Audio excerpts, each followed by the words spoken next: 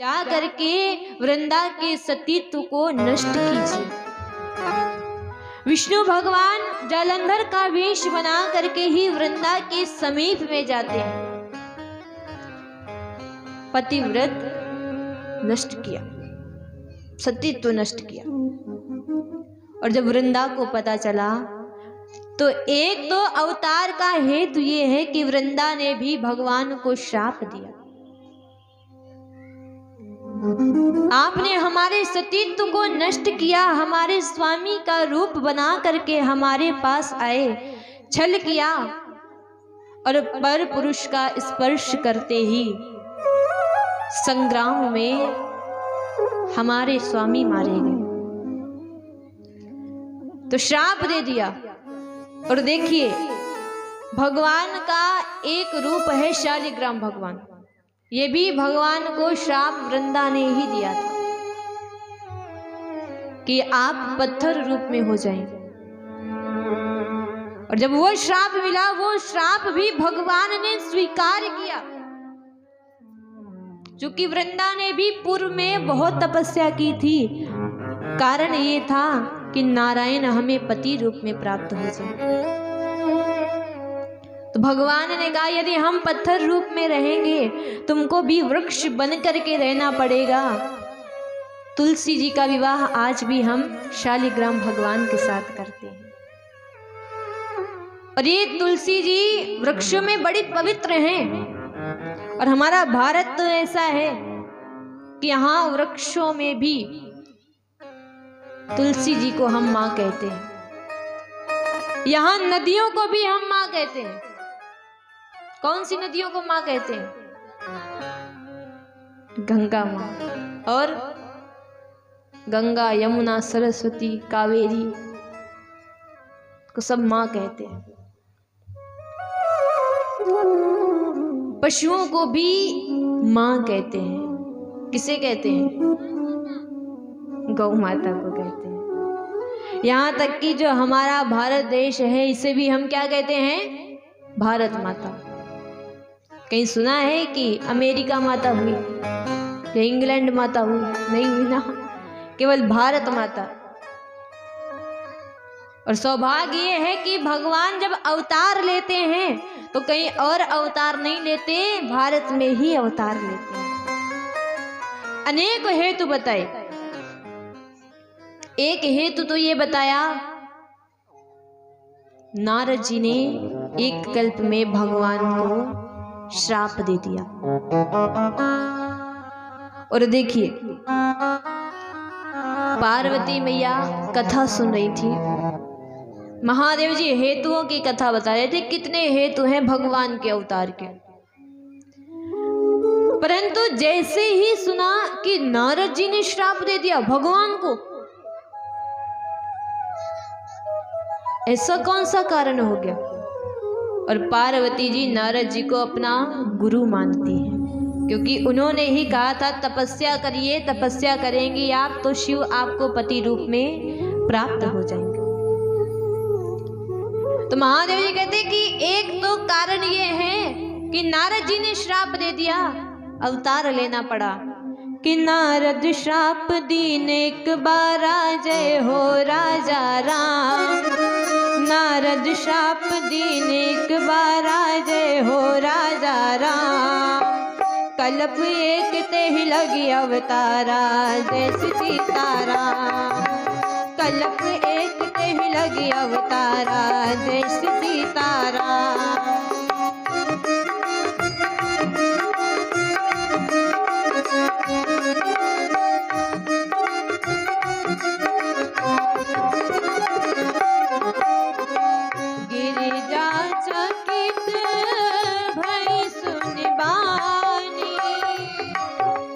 चकित भय सुरनारी, चकित भय वाणी, चकित भय वाणी। चकित भय वाणी, चकित भय वाणी। गिरिजा चकित भय सुनिवानी, नारद विष्णु भगत पुण्य ज्ञानी। नारद विष्णु भगत को निरानी। कारण कवन श्राप मुनि दीन्हा जय हो राजा राम। कारण कवन श्राप मुनि दीन्हा जय हो राजा राम। का अपराध रमापति कीन्हा जय श्री सीताराम। का अपराध रमापति कीन्हा जय श्री सीताराम।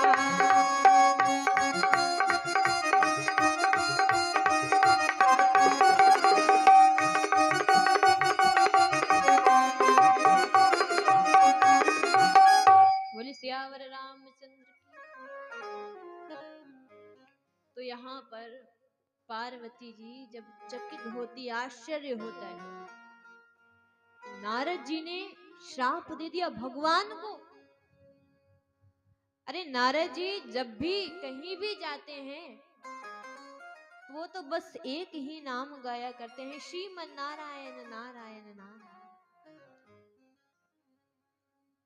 और जो दिन रात नारायण का नाम गाता हो, स्वामी आप कह रहे हैं कि उस भक्त ने यानी नारद जी ने नारायण को श्राप दे दिया। ऐसा कौन सा अपराध भगवान ने कर दिया? अब देखिए कितना सुंदर भाव है मां का। नारद जी हमारे गुरु हैं और गुरु का अपमान कभी भी शिष्य नहीं करता है। तो मां भगवान की गलती दे रही है, अपने गुरु जी की गलती नहीं दे रही कि हमारे गुरु जी कोई भूल कर सकते हैं। क्या कहा? कारण कवन श्राप मुनि दीन्हा, का अपराध रमापति कीन्हा। यानी भगवान ने ऐसा कौन सा अपराध कर दिया जो हमारे गुरु जी को उन्हें श्राप देना पड़ गया। महादेव जी कहते हैं कि एक समय की बात, देवर्षि नारद हिमालय पर गए और वहां हिमालय के समीप ही गंगा जी प्रवाहित हो रही थी। गंगा जी को देखा और जब गंगा जी को देखा तो विचार किया कि भगवान के चरणों से ये प्रकट हुई हैं और सारे के सारे विश्व को,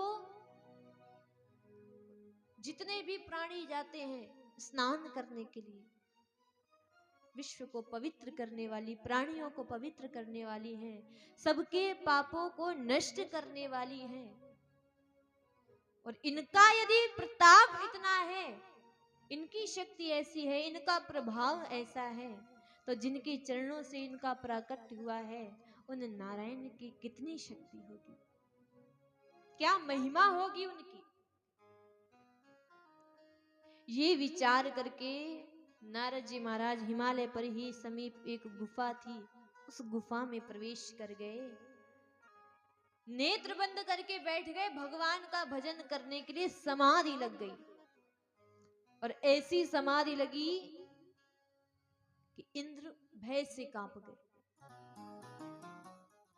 नारद जी कभी भी एक स्थान पर रुक नहीं सकते 2 घड़ी से अधिक, परंतु आज यहाँ पर बैठ गए, समाधि लगी हुई है। कारण क्या है? कहीं इसलिए तो तपस्या नहीं कर रहे हैं कि हमारा इंद्रासन प्राप्त करना चाहते हो।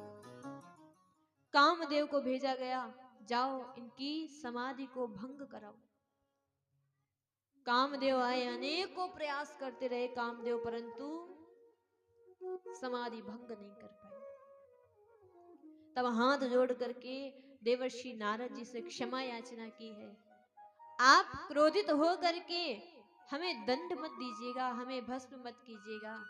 इंद्र के कहने पर हम आए हुए थे, आपका पराक्रम जान गए, क्षमा कर दीजिए। देवर्षि नारद जी ने कामदेव को तो क्षमा कर दिया, कामदेव चले गए। अब उनको तो क्षमा कर दिया, परंतु स्वयं के हृदय में अहंकार जागृत हो गया।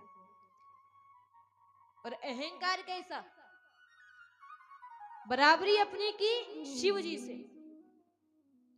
एक वो शिव जी हैं जो काम पर तो विजय प्राप्त कर चुके हैं, परंतु क्रोध पर विजय प्राप्त नहीं कर पाए। और एक हम हैं कि हमने काम को भी जीता और हमने क्रोध को भी जीत लिया। यदि हम चाहते तो कामदेव को भस्म कर सकते थे, परंतु हमने छोड़ दिया। ये हमारी महानता है, हमने क्रोध पर भी विजय प्राप्त कर ली। ये अहंकार आ गया। बच्चा, कोई गलत काम हम करें तो क्या विचार करते हैं? किसी को पता नहीं चलना चाहिए कि हमसे ये गलत काम हो गया, हमसे ये अपराध हो गया है। उसे छिपाने का प्रयास करते हैं। और उसी जगह पर कोई अच्छा काम यदि हम कर रहे हैं तो हम क्या विचार करते हैं? भाई 4-5 लोगों को पता तो चलना चाहिए, प्रशंसा तो करें, हमारी बड़ाई तो करें। हम नारद जी विचार कर रहे कि यहां तो किसी ने देखा ही नहीं, हमने किया क्या। हमारी भी तो महिमा है। तो इसलिए जब किसी ने नहीं देखा, नारद जी सीधा पहुंच गए कैलाश पर्वत पर। क्यों? शिव जी को ही बताएंगे। और वहां पर पहुंच गए। जो नित्य प्रतिदिन राम जी की चर्चा करते थे, थोड़ी देर रुक करके सारा का सारा वृत्तांत बता दिया। हमने ऐसा ऐसा किया, समाधि लगाई, कामदेव आया, उस पर भी विजय प्राप्त कर ली, क्रोध पर विजय प्राप्त कर ली। सब भगवान का पराक्रम है। शिवजी मुस्कुराते हैं और कहते हैं, आपने ये सब हमें तो बता दिया, लेकिन जब आप विष्णु भगवान के पास जाइएगा तो भूल से भी ये कथा उनको मत सुनाइए, उनको मत सुनाना। अब यदि हमें कुछ भी मना किया जाता है कि ये काम मत करो, तो वो अच्छे के लिए, हमारी भलाई के लिए मना किया जाता है। परंतु नारद जी विचार करते हैं, इनको बुरा लग गया, ये क्रोध पर विजय प्राप्त नहीं कर पाए और हम दोनों पर विजय प्राप्त कर गए, तो अब इनको हमसे चिढ़ हो गई, इसलिए ये मना कर रहे किसी और को मत बताना, कोई और हमारी प्रशंसा ना करे। हालांकि मना किया शिव जी ने इनके भले के लिए, परंतु नारद जी पहुंचे सीधे भगवान के पास और सारी की सारी काम चर्चा सुना दी। भगवान मुस्कुरा करके विचार करते हैं, आज नारद जी को हो क्या गया है? जो सदैव राम चर्चा करते थे, आज वो काम चर्चा कर रहे हैं। मुस्कुरा कर कहा, ये तो आपकी तपस्या का ही प्रभाव है, आप इतना भजन करते हैं।